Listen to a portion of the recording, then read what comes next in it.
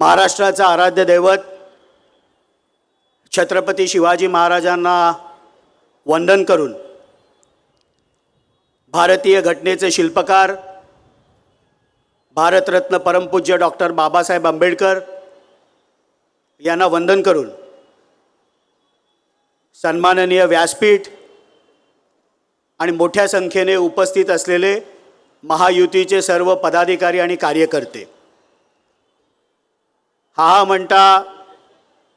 2024 लोकसभेचे निवडणुकीचे पडघम वाजायला लागलेत आणि आज महाराष्ट्रामध्ये संपूर्ण 36 जिल्ह्यांमध्ये या महायुतीचे मेळावे होत असताना ठाण्यातील या ऐतिहासिक शिवाजी मैदानमध्ये ही सभा होत असताना ठाणेकरांनी ज्यांना सदैव आपलं दैवत मानलं ते धर्मवीर आनंद दिघे साहेब यांच्या पवित्र स्मृतीस वंदन करतो। राष्ट्रवादी काँग्रेस पार्टीने 2 जुलैला ज्यावेळेला एक वेगळी राजकीय भूमिका आम्ही घेतली आणि महाराष्ट्राचे मुख्यमंत्री माननीय एकनाथरावजी शिंदे, उपमुख्यमंत्री माननीय देवेंद्र फडणवीसजी यांच्या सरकारमध्ये राष्ट्रवादी सामील झाली, त्यावेळेला एक व्यापक दृष्टिकोन डोळ्यासमोर ठेवून की येणाऱ्या 2024च्या लोकसभा निवडणुकीमध्ये गेल्या 10 वर्षामध्ये भारताला प्रगतीपथावर नेऊन ज्यांनी ठेवले ते विश्वामधले सर्वात लोकप्रिय असे पंतप्रधान माननीय नरेंद्रजी मोदी यांचे हात बळकट केले पाहिजेत आणि महाराष्ट्राचा विकास हे ध्येय ठेवून आम्ही या सरकारमध्ये सामील झालो। येणाऱ्या लोकसभेच्या निवडणुकीसाठी मी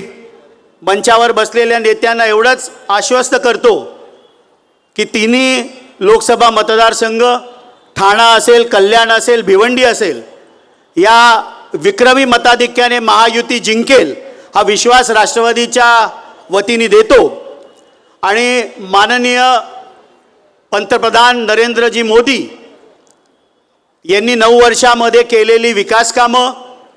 नमोमी गंगे असेल, डिजिटल इंडिया असेल, 5 ट्रिलियनची इकॉनॉमी असेल, हे सगळे विषय घेऊन आपल्याला मतदारांपर्यंत जायचंय। 22 जानेवारीला होणाऱ्या प्रभू रामचंद्राच्या मंदिराचं लोकार्पण जे होणार आहे, माझी सर्व कार्यकर्त्यांना विनंती आहे, 20 असेल, 21 असेल, 22 असेल, संपूर्ण वातावरण हे राममय आपल्याला करायचे। प्रभू श्री रामाच्या आशीर्वादाने ठाणे जिल्ह्यातील तिन्ही खासदार हे महायुतीचे विक्रमी मताधिक्याने निवडून आणायचे, एवढंच बोलतो आणि आपल्या सगळ्यांची रजा घेतो। धन्यवाद। जय हिंद, जय महाराष्ट्र, जय भीम।